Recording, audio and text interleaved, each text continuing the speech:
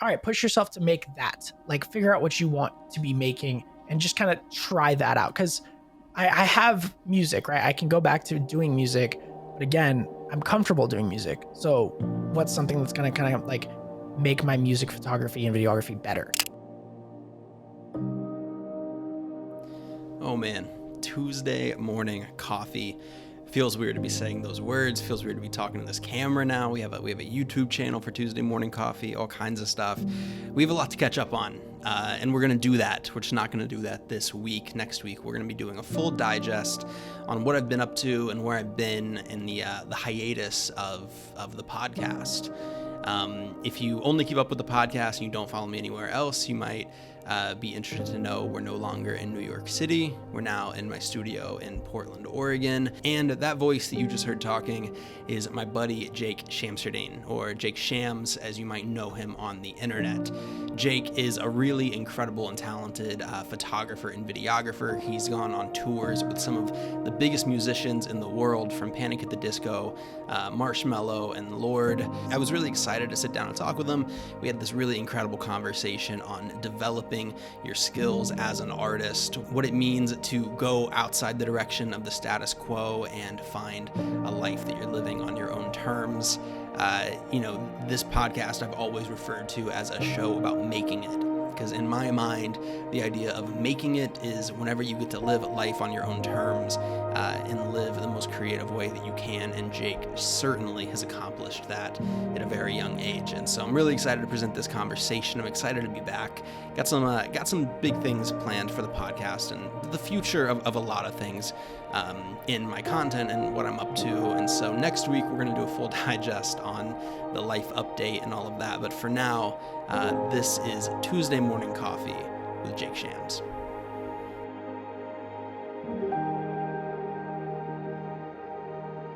Jake, appreciate you being here, taking a little break from traveling all over the world with famous celebrities to hop on my little podcast. Yeah, man. I mean, it's been quite the break. It's been a good, what has it been? A year almost? It's been a year almost? Yeah. We've been stuck at home, no concerts or anything like that. How's it been? I mean, what's been like and we'll do like a proper intro and get your background and stuff, but I'm wondering what has that transition been like for you? It's been super interesting. I mean, going from literally being gone more than being at home, and now it's literally just being at home. It's touring itself was like a lot of ups and downs, roller coaster, but it's been nice being at home, being able to settle down and kind of like get my life together here. It's been kind of like a blessing in disguise for sure. I feel you. I think I'm kind of like in the same way, because up until, March of last year, I pretty much traveled full time and was always like bouncing around. And now it was cool. Like the first few months were great. I was like sick. I'm going to catch up on sleep and editing and everything. And yeah. Now I'm itching to go. I was the same way, bro. I was like, yo, I love this. The first couple of months, this is amazing. And then it kind of got to a point where you can only do so much for so long. You know what I mean? And then you're like, what's the next, like, what am I going to do? I'm going, especially as a creative, I think all of us are kind of going through the same thing. Yeah. Well, I was really excited for us to chat, and it's always funny how like the world works and everything. I remember how I first came across your work was Adobe had hit me up to do a video about the Marshmello and Halsey song. So made that, and then you made one too, and so that was sort of like my first intro to your work. And so I think we followed each other around the time that project was happening. And but I didn't know you for any of your actual work, because especially like lately I feel like you're not posting as much of that type of work on anything. So I was like, all right, cool. He's just a cool like photographer and he's shooting his thing. And then my life kind of switched up a lot. My girlfriend and I decided we were going to leave New York, and then all of a sudden, bang, we ended up in the same city, which is kind of funny. So we're both in Portland. And then as soon as I kind of started following a little bit closer and did my homework and everything, you're this incredible music and tour photographer. And so thank you so much, man. I think it's always funny to like explain someone's life in their words, but I would love if you could give me a little bio on just how you got to this point, the type of work you do, and who you are. I love it. Yeah, I mean, first off, I think I love that you're in Portland. We got to hang out. We haven't had the opportunity to yet. It's just been kind of weird. I feel like I'm finally getting to the point where I'm like, I got to get out and start exploring and meeting new people. So let's do something soon. But a little bit on my background. So I've had a camera in my hand since I was like 12 years old. I think was the first time I picked up a camera and really started like playing with it. When I started filming, it was for me and my friends kind of getting into like snowboarding and skateboarding and documenting us being like idiots with the camera. Kind of like, I don't know if you've ever seen like, I mean, you obviously have like Jackass style stuff where we were just like jumping off of stuff with our skateboards and like thinking it was like the coolest thing in the world. And I love taking that back and kind of like making these dumb little videos that I could share with my friends. At that point, it was like burning them to a CD and then like handing them out to my friends and being like, here's this, go home and watch it. That kind of transpired in like my love for digital assets and being able to record things and create things on the computer.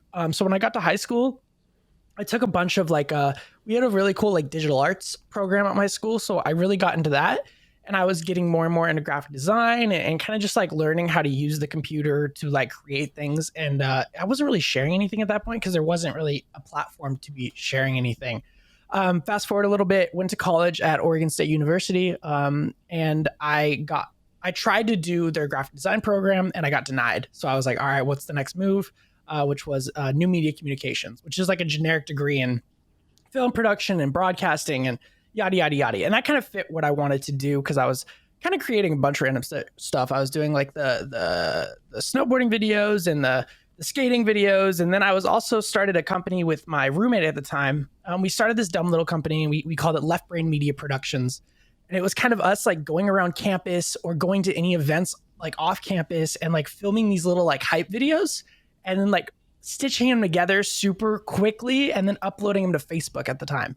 So we had like a Left Brain Media Facebook page and we were posting these like hype videos of all these like dumb events around campus.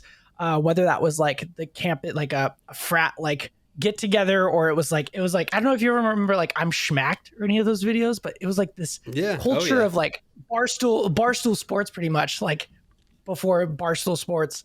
And that kind of transpired into like people like, we started to gain a little bit of traction on Facebook, which was my first introduction onto like, oh, you can actually use social media as like a platform to kind of like grow your audience and maybe like get gigs down the road. So my next thing that I thought of was like concerts. Like that'd be so sick to document like a concert and like sneak my camera in because I had no idea how you would do that. So my first concert I actually shot was a Mac Miller show, and I bought a ticket and snuck my camera in. And then I fought my way to the front row because it was like a general admission show. And I got front row at the show and I was shooting photos, like shooting. And security came up to me multiple times and they're like, yo, you're going to get kicked out. You're going to get kicked out. And I was like, kick me out, like do whatever. And then after the show, I uploaded those photos to Facebook as I was uploading like everything to Facebook. And the promoter of the show found them, DM'd me and was like, yo, you have to take these down. And I was like, I'll take down the photos if you promise to give me like a pass for the rest of like whatever shows you have coming up.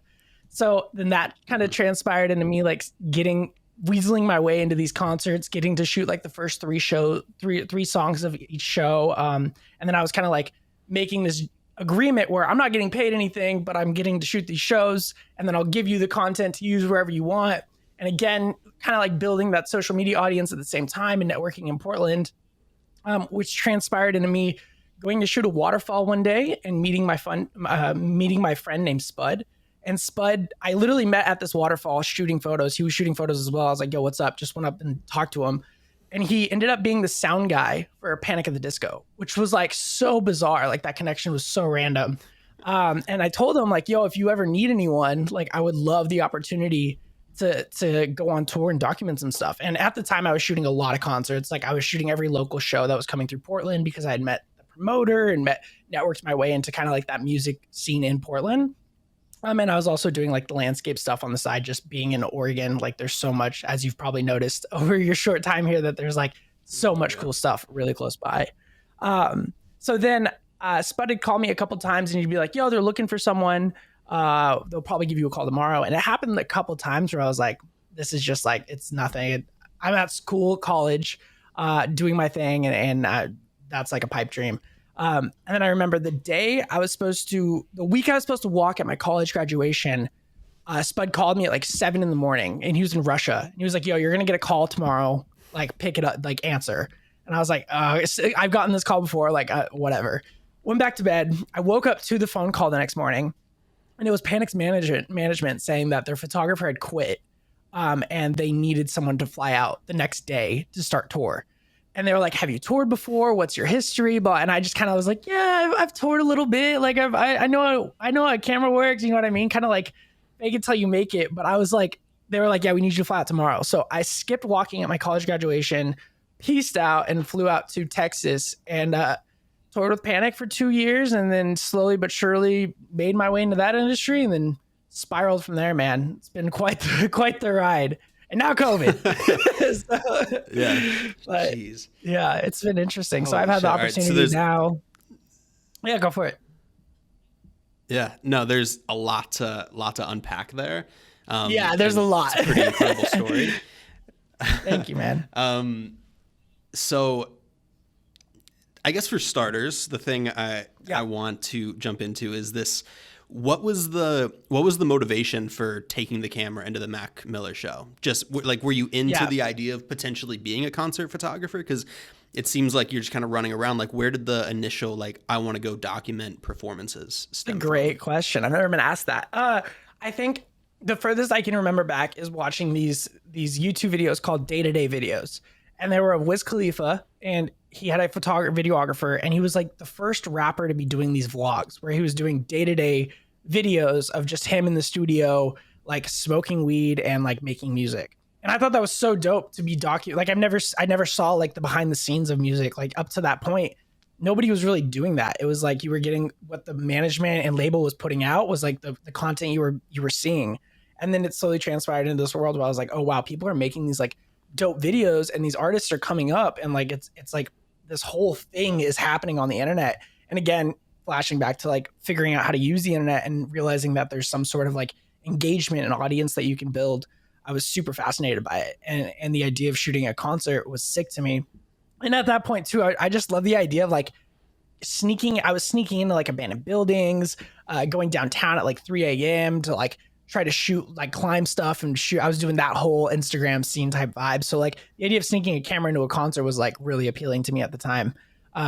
But no, I never, like, if you ask my parents, what I wanted to do was like, I wanted to document stuff, whether it be snowboarding and skating or some sort of like culture in general. I was always wanting to document and like capture a moment that you can kind of like flash back and relive. And I think those day-to-day videos really like with Wiz Khalifa and that kind of a vibe really like drove that initial want or need to document something like that. Yeah, I feel you. I think I'm sure you've probably seen them, but John Bellion like would do like behind the scenes process videos of him like in the studio. Totally. And I remember finding those before I even was like familiar with his music and was like just obsessed with that. Yeah. There's something about you're like this is just as dope as the music itself. It's so satisfying. 100%. So you get a call. How old are you whenever you get the call to hop on a plane and go meet up with Panic? I was 21. I had just turned 21, and they hit me up and they're like, hey, we need you to fly out tomorrow. They're like, what's your rate? My rate was so cheap at the time. I was just like, whatever. I was afraid to ask for the number that I was asking. And like, that was low, like for very, very low. And then they were like, all right, cool. Come out tomorrow. And I was like, yeah, I'm doing photo and video. At the time I had a Canon 5D Mark III, which did great photo. And the video was like, all right. It was like, it could do decent video. So I asked my parents, I was like, yo, my next paychecks that I get, I'll pay you back. I need a video camera as well. Can you please spot me to like buy like a Sony A7S II?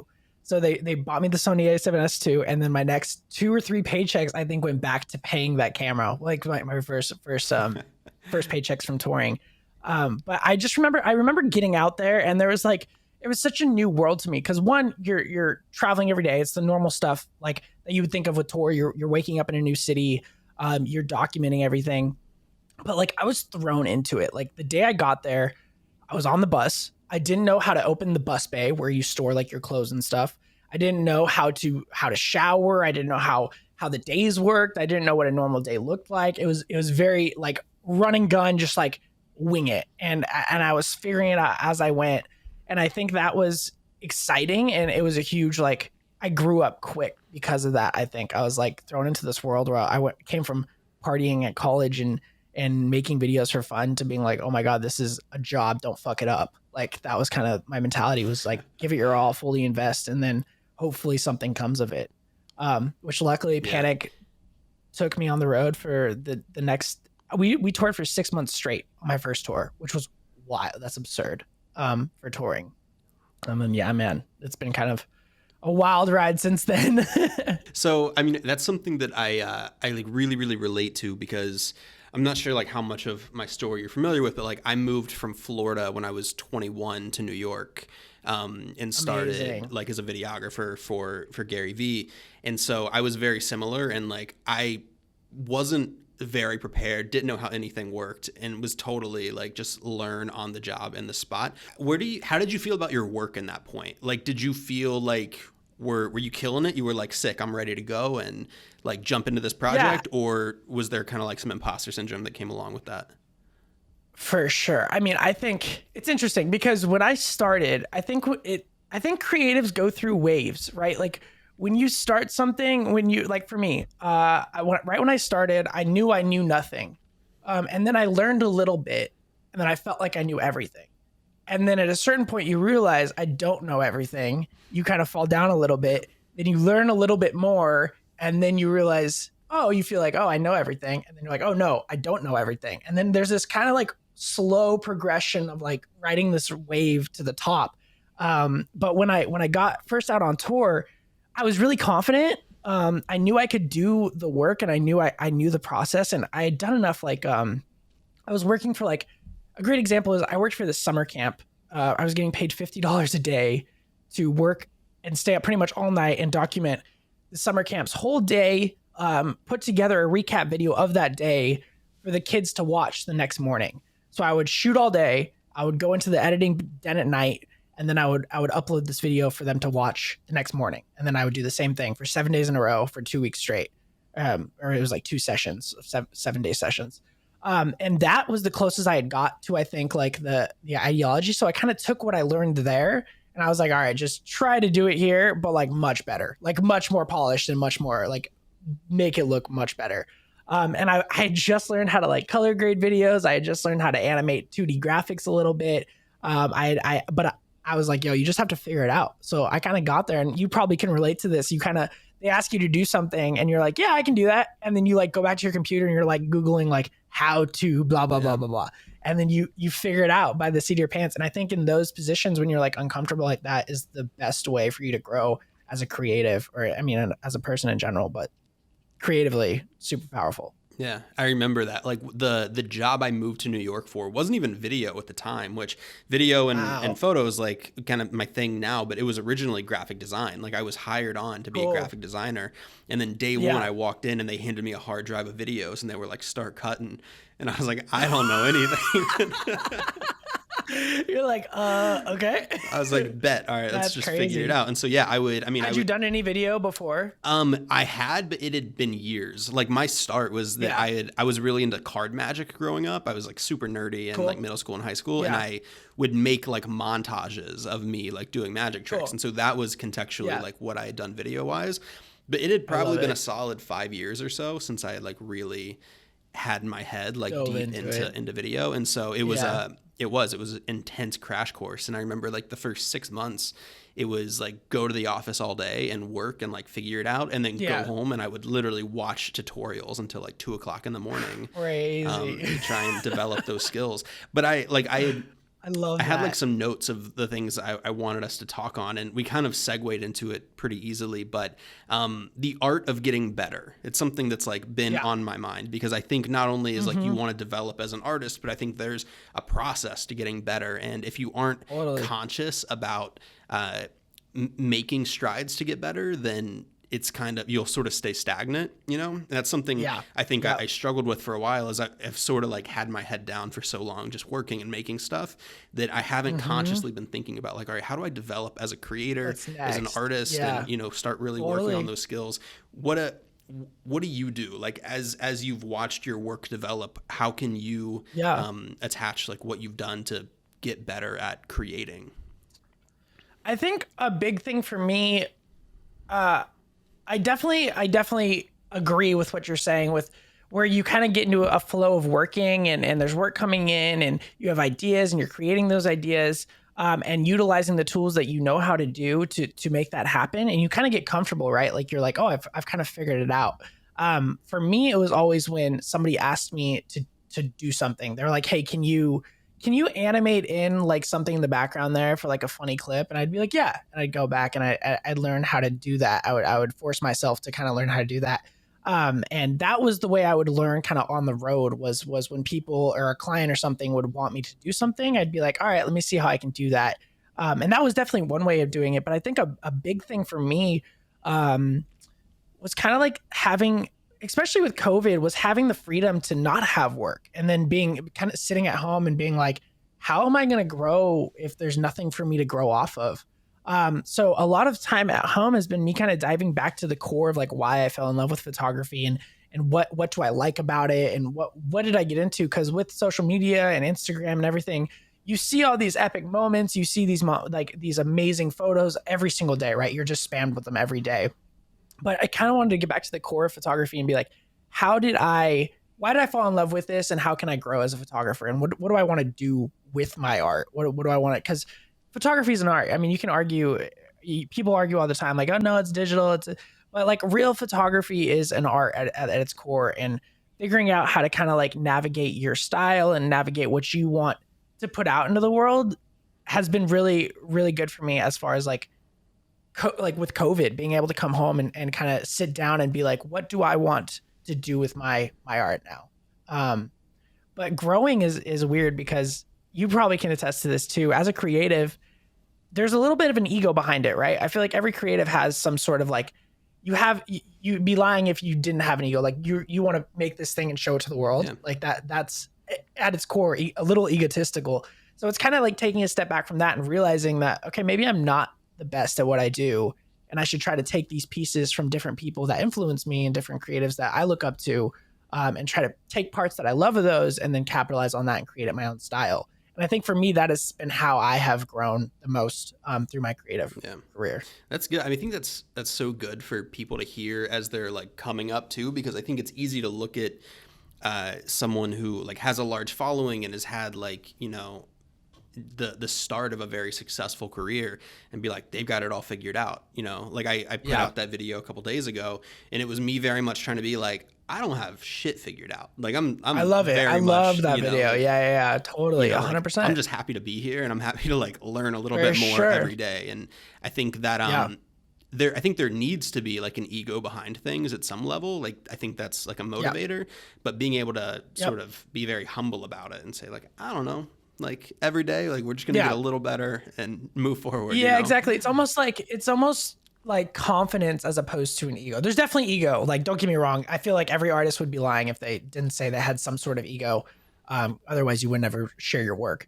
But I think there's also a confidence factor where it's that confidence balancing with being humble and knowing that like, I still have so much to learn. I'm never going to learn anything. The moment you think you have figured everything out is the moment you kind of lose as a creative. Like the moment you're like, yo, I made it. I know exactly what I'm doing and I know how to capitalize on this. You're done challenging yourself at that point. And then when you're done challenging yourself, I feel like there's no room to grow at all. How do you think, this is like a question that I always like wrestle with myself on. How do you find those challenges for yourself, especially in like a time like this when work is slowed down a little bit? Do you have like an exercise you do or anything to make yourself uncomfortable to find those periods of growth? Well, I think it's been really hard for creatives in general to kind of find ways to challenge yourself because you can only challenge yourself so much at home, right? It's like, all right, go on a walk and see if you can create something cool outside. Go take a little drive and try to create something down the road. But you can only do so much. Like it is difficult. I think something I've always told myself, it's just as normal to be uninspired as it is to be inspired. Because you can't force that like want or need. But recently, something that I've been trying to dive into more is learning other medias and trying to figure out other ways to create while, because there's no music happening and no music's going to happen for a long time. So I've been diving into things like 3D animation or 3D creation or even drawing and painting even. I bought an iPad just to try to start drawing and getting into that world again. And I think reaching out and looking at other forms of art is very important for me to kind of like push myself to want to learn more, because you can take those aspects of everything and push it back into photography and video. Whether it's painting, 3D art, like whatever it may be, getting a step out of that, especially the social media world where you're like so stuck in looking at the most epic stuff 24/7, and kind of like slowing down a little bit and kind of like taking it all in for what it is, has helped me a lot to kind of be like, all right, push yourself to make that, like figure out what you want to be making and just kind of try that out. Cause I have music, right? I can go back to doing music, but again, I'm comfortable doing music. So what's something that's going to kind of like make my music photography and videography better? Like those are where I go to look at the other stuff. Does that make sense? Yeah, 100%. How do you think your work would be different if that phone call wouldn't have come in to jump on a plane Yeah, and go I see always Hammock? Like think what about that. what did you think you were going to do before that phone call came in? I always think about that, man. Well, to be honest, I knew I was going to do something in photo and video. I mean, I was going to school for new media communications, and I was growing a little bit on social media as well, and networking in Oregon, with all the local P&W photographers and stuff. And I think that was the direction I was going. Was it would probably be more like brand uh, branding and marketing and things like that. I was doing a lot of landscape growing up in Oregon. I still love landscape photography. Like it's like that's on my baby. That's like where I go back to all the time because it's everywhere here. I mean, you have Mount Hood, you have the Columbia Gorge, you have the beach, and within those locations, there's like hundreds of locations hidden away, which are incredible. So I think I would be doing more like outdoorsy landscape type of photography, probably working for some marketing company. But also, I grew up. My dad's a electrician. He does the lighting and refrigeration, like HVAC control for Fred Meyer's. So I would probably possibly be working for him, doing some sort of like electrical work. So I have no idea where my life would go, but I do know since I've been a kid, art has been like the core of my like what I love. Like even with snowboarding and skating, there's some sort of artistic form that comes with that. You know what I mean? Or like just like going on the internet and looking at photos or going on DeviantArt back in the day and just like scrolling through graphics and things like that. So something creative, but I don't know. What would you be doing right now? Well, it's funny. Like when I moved to New York, I moved thinking that I was going to be a fashion photographer because like Yeah. I grew up in Florida. I had like done some workshops and basically there was two ways to make money as a photographer in this little town I was living in. It was either shoot weddings Yeah. or shoot like catalogs for like local boutique stores Lookbooks, and things things like like that. that. Yeah. And Yeah. so Yeah. I was just way more into the idea of doing like lookbooks. There was more like room for creativity and things like that. And so Yeah. I had sort of pigeonholed myself into, yeah, I'm a fashion photographer. That's what I'm going to do because it's what I know. Yeah. It's what I know how to make money at. And then I moved to Yep. New York and I remember this really conscious moment of like the first day I lived in New York, walking across the Brooklyn Bridge, just like looking out at the Yeah. city. I was looking around at all these people and I was like, I don't fucking care about fashion photography at all. Yeah. I was like, love I that. have That's so zero dope. interest in this, like whatsoever. And Yeah. I just need to like, Yeah. and then Yeah. at that point, it was kind of just like restart. It was like, okay, I'm this kid in a city with a camera. I know that's what I like to do. What am I Let's gonna just kind do? of figure it Yeah. out. And then I think Yep. I've naturally just kind of always fallen into these jobs and opportunities where I could make money and make cool stuff with a camera. Yeah. But I don't even know like what my work is now. Like it's one of the questions I fear the most getting is when people are like, what kind of stuff do you shoot? And I'm like, I don't know. Like I just kind of, Yeah. it's like very generalist and I'm all over the place. And I just try to have like the most Yeah. creative outlook I can. But I wouldn't want it another way. You know, like Totally. I find Totally. myself do that a lot where I'm like, oh, like I think everything would grow faster if I niched down and I was like, all right, this is what I'm Yeah. shooting. But I also know I'd be Yep. really bored if I had put myself Miserable. in that category. Miserable. So it's Yeah. like the last Yeah. thing I want. I cannot agree with that more. And I'm a huge advocate for it because you hear it in every single form of social media specifically. Niche down, figure out what you can do, and then you're going to grow. And to be totally honest and totally transparent, it does work. Like that does that aspect works. Like, don't get me wrong. When I'm only shooting concert photos, people are my account was growing like crazy. But at the same time, like that's not what I want to be doing. I don't want to be stuck in a box. I want to be able to go out and like move around. And I think that's a big thing. I think as a photographer or creative, to look at another photographer and be like, oh wow, they can shoot everything and it looks dope, I think is so much more satisfying to me than looking at someone and being like, oh yeah, their landscapes are sick, but if you put them in a studio, they're literally not going to have any idea what they're doing. You know what I mean? Like it's cool to have that niche, but it's also very important for like your soul, bro, to go out and like to shoot other things because you're just going to hate what you do otherwise. Like it's going to get so washed up. Yeah.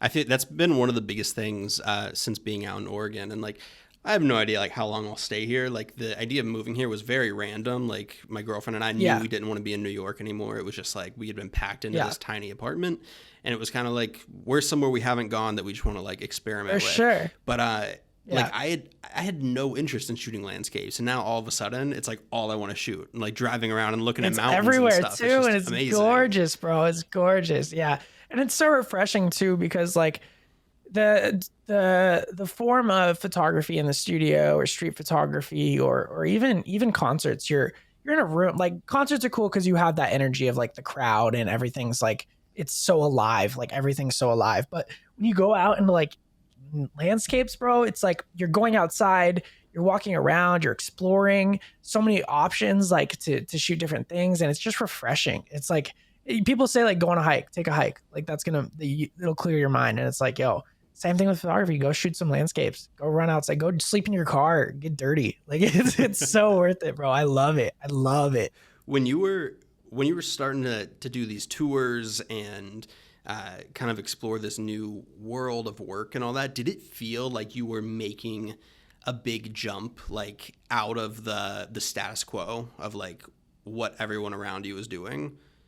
That's such a good question. I think my whole life I've kind of just done like I've found these opportunities, and I feel like successful creatives can relate to this, that they find these opportunities no matter what the opportunity is, they just try to capitalize it on much as possible. And when I say capitalize, I don't mean like try to cash out or like get away, but I think they try to do their best at that given moment. And I think I had my head down so focused on what I was doing. First it was Panic, and then we did the Panic tour for so long. Then I got offered to go on tour with Lord, did the Lord tour for so long. Then I got offered to do Marshmallow and did that for so long that I was just kind of like capitalizing on each moment and just keeping my head down and just kind of doing the work. And the opportunities and success were coming from that. And honestly, man, I didn't really have a chance to take a step out of that and kind of look back on what I've done till COVID coming home, which is like a blessing in disguise, being able to kind of sit down and like take in your successes. Because for me, I'm always looking for the next best thing. And it's my biggest blessing and my biggest curse is I'm never satisfied. Whether I get the biggest job in the world or I find the greatest camera, you know what I mean? Like I'm never satisfied, and it's a blessing because it pushes me to want to do more, but it's also a curse because I never take a second to try to like soak in what's going on around me. So COVID was a blessing for that, because I kind of got a second to be like, yo, you've had the opportunity to do some cool shit, like, and now it's kind of like, what's next? What are you gonna do? How are you gonna capitalize that? And how do you move forward in the most real, authentic way possible? Is also a challenge. So it's weird, man. Dude, that made me so happy. Just as you were speaking, I was like, yes, this is like really resonates, because I think the being like so busy and focused and having your head down gets a bad rap, I think, but yeah, damn, it's so much better than like just like twiddling your thumbs. I agree, bro. I agree. It's like I think if you put the work in, like stuff will come with it. Like I think people are like, you put the work in, like cool, but like it dude, and especially now, like I see it where like you can take a break now. Like don't get me wrong, like it feels, I have the worst FOMO ever. I feel like I'm falling behind if I take a day off. But like I've taken a step back and I've been like, yo, photography is always going to be there, and like I'm young, like I can take a break for a second And I've been like streaming on Twitch and doing like just dumb things and exploring other avenues, which makes photography so much more appealing. Because when I come back to it, it's like, oh, I have other things that I can take a step out of and take a break from. Because if you get caught in that world, first off, it's not that serious. It's like, it's photography, it's video, it's videos. Like it's not that serious. It's an amazing art form, and it is so dope. And you can make these amazing moments and these emotions and show people all this stuff. At the end of the day, you're a kid taking photos and a kid making videos. Yeah. You know what I mean? So Yeah. try not to take it too serious. I like hearing you say that because it's something I try to remind myself pretty regularly. Like I'll get super stressed out and frustrated and be like, all right, Yeah. I need to make a video today. If I don't make a video today, it's Yeah. everything's over. And then My day's gonna be bummed. yeah. And then it's kind of, it's like, I'm not even having fun right now.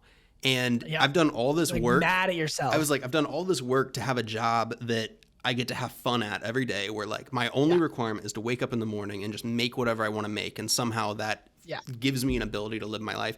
If I'm not having fun, I really need to like check my shit and be like, dude, why are you beating yourself up over these moments? Dude, my girlfriend tells me that all the time. She's like, chill, like look, like take a second and like look, like literally look around, like the room you're sitting in, like that came from your camera. Like that opportunity is insane. I bought my first home with a camera.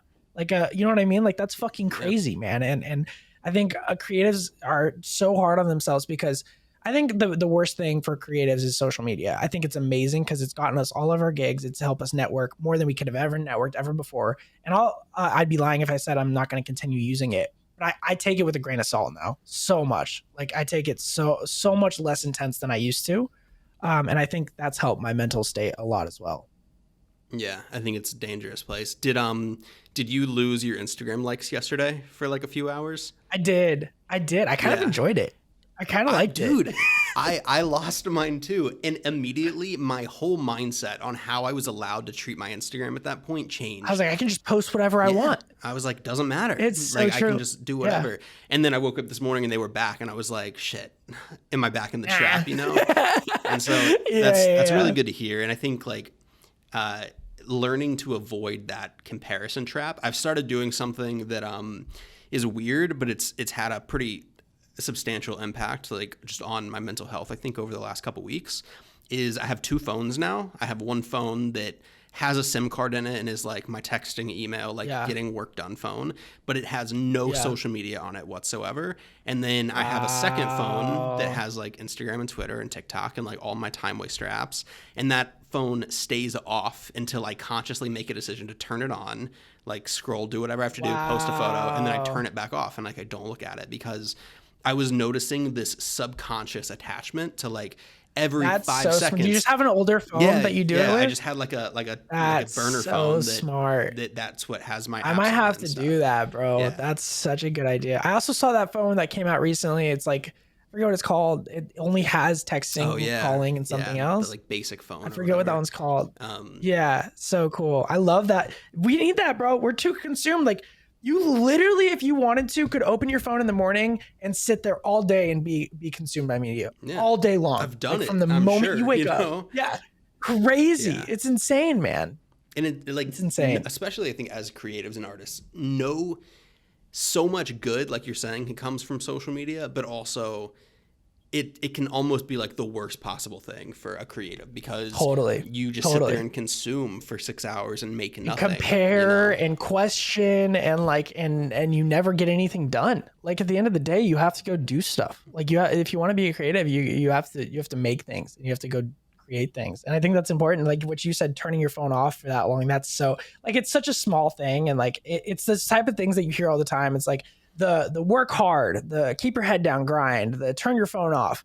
Like you hear them all the time and you're like, I don't know if that's actually going to do anything for me, but like it works. Like it does work, but like it's finding that balance, that like work-life balance, which is so difficult to find nowadays, especially as a freelancer, bro, when you're literally livelihood depends on finding the next gig or finding a way to find that income. I think it's challenging to find that balance. I'm still working on it. I would be lying if I said I have it figured out because like you said, I don't think anyone does. No, so. For sure. So you've done a lot of tours. You've spent, I'm sure, countless hours, weeks, months, very close to artists and celebrities and things like that. And that's something that I think so many people want, or like strive Yeah. to. And they're like, oh my God, like the idea of going on a tour with, a headlining artist would be incredible. But I'm sure Yeah. it looks way sexier on the internet than what it is in real life. For sure. So you were telling me like you didn't know like how to shower on the bus or how like all Yeah. these different things happened. What's an actual Yeah. tour look like in the eyes of a photographer versus what it might look like on Instagram? Yeah. I mean, the first thing I'm going to say is that I think when people look at a tour or any sort of musician on the road, the first thing they think of is like a party. Like you think it's a go to the show, you go to the after party, it's madness. You wake up, you kind of like slunge around all day, and then you do it again. And that is far from the truth. The touring is the most, especially the higher level tours where you're with a headlining artist or something like that, playing arenas. It's so professional every day. So for me personally, I wake up, I go inside. The whole arena is set up with different rooms. There's a production office. There's a management office. There's a creative office. There's the green rooms for the artists. All that sort of stuff. Essentially, I'll go inside for the day. I'll set up my space, would get my laptop out, get my chargers in, plug everything in. I miss this so much talking about it, man. Wow, I miss it so much. So you plug all your stuff in, and then you're kind of the fly on the wall for the rest of the day. It depends on the artist and what they want as well. So for example, with Panic, I was shooting photo and video. I was hanging out all day in the green room. I would just have my camera. If they started, you get bored, you just start doing random shit. I would record it. I would go walk around the city we were in for the day, depending what city we were staying in. I'd go shoot some B-roll here and there. Do like a time lapse, just go get some like maybe a monument. If we're in like New York, I'll go to the Empire State Building, or if we're in wherever, you know what I mean? Like going to the monuments in the city, getting kind of some B-roll stuff. Come back, you shoot the band getting ready, you shoot the artist getting ready, and then you go into the show. And then the show is kind of run and gun. I would personally set up moments because each show is pretty much the same show where there's a routine. You're going to be at point A at this point of the song, point B at this point of the song. So I would kind of, before the show, I would kind of think of moments where the artist is going to be, and then I would go kind of set up at a different angle or a different lens and try to get like a new shot each night. And my challenge to myself was always to like, how do I get creative with tonight? Because it is Groundhog's Day. It's a new show. It's in the same building pretty much. Like each arena is super similar. And I also I would have like the artist or like the tour manager be like, what shot should I get tonight? As kind of like a joke between, and it happens every tour now where I'll ask the tour manager, like, what shot should I try to get tonight? And they'll like tell me. And then you shoot the show. Right after the show, you go straight into editing. So I'll sit there for right after the show, upload the photos, sort through them. I shot anywhere between like 2,000 to 3,000 photos a night when I was shooting digital. And then you upload those to Dropbox, send them off. They get shared on social media. You go to bed and you wake up and it's Groundhog's Day, man. And it's quite the ride. Quite the ride. You have to shower so you pretty much use the arena showers. So there's like locker rooms for where like basketball players shower and stuff like that. You shower in there. You have to, pretty much your like place of living is arenas. And then every like third day or every 2 to 3 days, you have a day off where you get a hotel room. That's like your day to get your shit together, like shower, like shave, feel a little bit more clean about your life. Yeah. But yeah, man, it's a wild ride, wild ride. How do you go about, I think, like developing relationships with these artists? Because especially like I know you've done a few tours with Panic, and from what I understand, like you and Brendan are good friends and like things like that. But I'm sure at the beginning it wasn't like that. It was maybe a lot more transactional of like, okay, this is the artist. Yeah. You're just documenting it, like sure. do your job. So how do you Definitely. Build on these relationships? Because I think it's something that's applicable far beyond like tour photography, Across the but board. with any client and any creator. Yeah, I agree. I think the biggest thing is being authentic and kind of knowing your boundaries and also knowing like where your motives are. Because for me, at the end of the day, dude, I just want to make dope shit. I want to make dope shit with my friends, and I want people to see it, and I want people to feel some sort of inspiration behind it. And I think within, especially at the higher tiers, whether it's photography or music photography and touring, or just like any client-based work, people can see through the bullshit really quick. They can see on who's being real, who actually wants to create, and who's trying to capitalize from you. And I think for me, I've always, whenever I've had an opportunity, I've dove into it 100%. I've given it my all. Like if an opportunity presents myself and I think it's something that there's a mutual beneficial transaction that can happen there, I'm going to dive into it 100% and give it my all. And I think artists, especially like Panic, noticed that when I first came out. They saw that I was just like this kid from Oregon who wanted to create dope shit and would do pretty much whatever it took, whether that's staying up all night to edit photos or wake up early in the morning or stay in the lounge while everyone else is going to their hotel rooms to finish editing because the Wi-Fi is bad. Just put your head down and work kind of mentality. But also being like a really good hang, being able to know when to put the camera away, know when to kind of take a step back and just like take in the moment and kind of read the room really well. I think that's something I've always kind of been good at, is reading the room and knowing the vibe and seeing, like, and you learn as you go on. When can I take the camera in? When can I put the camera in your face? When should I not have it? And you learn that pretty quickly. And I think just me and Brendan, especially, that's my dude. He's like the biggest homie in the world. We're super similar in so many different ways, and he'll always be like, he was the first dude to take me on tour. So he's like the big homie, always and forever. And then it was so different, like with Lord or Mello, you kind of learn as you go. Like with Lord, she only wanted film photography. So I only shot film the entire time. And then it was very much more intimate in the sense of like, I only want stage photos. I want some BTS stuff. And then really like the off days when we go and like do like cool shit, like come and document that with a film camera. So that was really cool for me because I was creating stuff and then putting it away. So I felt like on the Lord tour, I felt much more like I'm here to create art as opposed to just create content to be put onto the web. And then Marshmallow is very much EDM, like in your face. We need the biggest bang, biggest flash bang. So I think realizing where you stand, like knowing your totem pole level kind of, and not trying to take advantage of it, but just being real and authentic. People are going to see through your bullshit so fast. Yeah, I like that. Yeah, I think the self-awareness thing is, I think creators oftentimes put so much emphasis and focus on like the work and the technical aspects and things like that whenever like the soft skills of just being able to like be around people and be likable creates. Yeah. That's like where the long term like relationships really get developed. Your work's going to get you there, but your personality is going to keep you there for sure. Damn, put that on a t-shirt. Speaking of t-shirts, I do want to talk a little bit about merch and this whole popcorn thing. Yeah. And you have to, first off, you got to educate me because frankly, I see you posting about popcorn all the time, but I'm not really sure what it's about. So give me the story and I love that you're asking this because this is I appreciate you asking because it is like such a random thing. And I think people are always like, what the fuck is Jake doing? Like one day he's posting about popcorn, next he's posting about toys, the next he's posting about coffee. Like, what is this? So the whole popcorn thing and the merch thing started because when I was on tour, I love popcorn. The first and foremost, I love popcorn. And when I was on tour, I love like movie theater popcorn and arena popcorn, like just like buttery, shitty popcorn. Yep. So every day on tour, I would go up to the arena, like the venue, and I would tell them that the band wanted popcorn. In reality, it was just for me. But I'd go up there and be like, yo, the artist every night wants popcorn. Can I please, can I get a box to take down to and I'd show them my tour pass, blah, blah, blah, blah. I'd usually talk to some manager. And almost every single night, I would get a free box of popcorn or a bag of popcorn or whatever. So I started posting it every city I was in. I would post like hashtag band wants popcorn. And it was this thing that every single venue that I went to or any festival that I was at, my goal was to try to get free popcorn every single time, no matter where I was.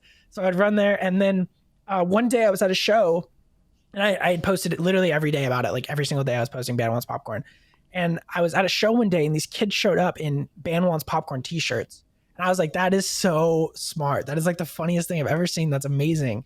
So that was my first time being like, yo, maybe I should try to make like merch from this. And I created like the Band Wants Popcorn Jake Chams merch, which was first a t-shirt, which was just a t-shirt that said Band Wants Popcorn. I had like some cool design and then my name across the chest.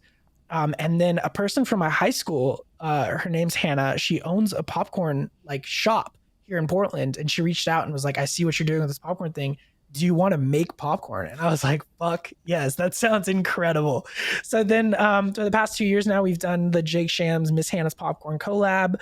Um, and kind of been doing that more and more. And obviously with touring and stuff, it's been pretty slow because there's nowhere I can go and try to get popcorn from. But as soon as tours start back up, I'm excited to get back into it. That's cool. It's kind of an interesting story. I like it though. And the thing about it that I thought was interesting is like, when you go like this merchandising route and you're like putting your name on product, the easy sort of go-to is just like get a hoodie and like slap a phrase on it and like call it a day. But looking at something like so authentic to, I don't know how many other like influencer creative people are repping their own popcorn brand. So I love that. Thank you, man. I appreciate really that. Sick. Yeah, that was kind of the goal too, was kind of take a step back and not just go the traditional route. Try to switch it up, make it fun, make it authentic. And I think for me, the more authentic something is, I always say this, the longer something takes to build, the longer it sticks around, and the more authentic it is, the longer it's going to stick around as well. Yeah. So. The faster it comes, the quicker it goes. I think exactly. Slow growth is something that is really underestimated. Like so underestimated, bro. I want to take 10 years to like get anything going. For sure. You know? For sure. Yeah. And then have that whole network of your 10-year span, like to grow with too. Like people think like growing together is so much better than competing against one another. And I think creatives need to be reminded of that, because the collaboration is going to get you so much further than competition. Competition is just going to burn you out. Yeah, bro. We're all on the same team. Like we're all like, and there's more than enough work to go around. All right, I want to do a rapid fire, kind of like batch of questions. But right before we jump into it, I love it. Hopefully we're approaching the tail end of this COVID situation. Hopefully it's, by this time next year, you're able to like go on tours again and do your thing. But until that point comes, what type of work do you see yourself pouring into and developing over the next year or so?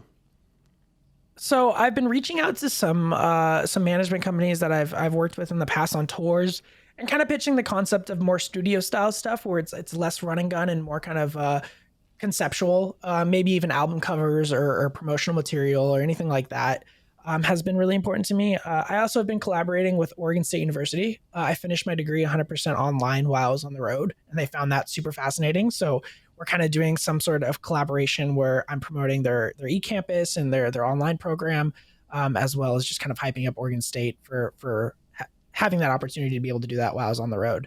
But I think this next year, I just kind of want to build outside of the music realm and just kind of like figure out what other work and opportunities I have. Cause like we talked about, I've been so mindset on the music stuff that I know I've missed out on some opportunities here and there. So kind of like rebuilding those connections, and figuring out what the next move is. Not really picky right now. Just kind of chilling. I love that. That's good. I think it's a good mindset to have. Put too much pressure on things you can't control and it becomes a mess. Yeah. Exactly. All right. Lightning round to kind of. Okay. First off, I have to say this is a great podcast. You have great questions. Thanks, man. I've been on some that are just like, oh, I appreciate it. So this is great. I tried to, it's kind of like an interesting tangent. So I had started this podcast when I was doing my like residency with Adobe, and cool. Enjoyed it. Like it was fun. It gave me an excuse to like talk to people that I wanted to talk to, but I just hadn't, I didn't have it packaged up right. I didn't know what the goal of the podcast was and things like that. And so I took a really big break from it, especially during COVID, because I just, it was weird. For sure. But I think that kind of like resetting a little bit, and I've tried to essentially like trim the fat out of like every place that I can, like leave only the gold, get people in and out, and a little bit of like inspiration or education, and then get them on with their day. So I really appreciate it, and thanks. Yeah, man, of course. All right, so these are just like a few things that popped into my head along our conversation. Like a minute answer, or what do you think? Whatever feels natural. I mean, some of it will like expand. All-time most memorable tour moment. Taking a photo of Stevie Nicks and Lorde at the Grammys backstage. That was fucking wild. Shit. All right. I wanted it to be lightning round, but you got to give me more context there. Okay. Stevie Nicks, it was at the Fleetwood Mac tribute show. They do one every year. And Lord was invited, and they were meeting for the first time, and it was like a very private room. Harry Styles was in the room. There's a bunch of other people, and no photographers were allowed. And then I was sitting there, and I was sitting outside the room because like I kind of just follow wherever artist is going. I'm kind of just backpacking, and they kind of like the publicist came out and they're like snapping at me. They're like, "You own the photo, but I need the rights.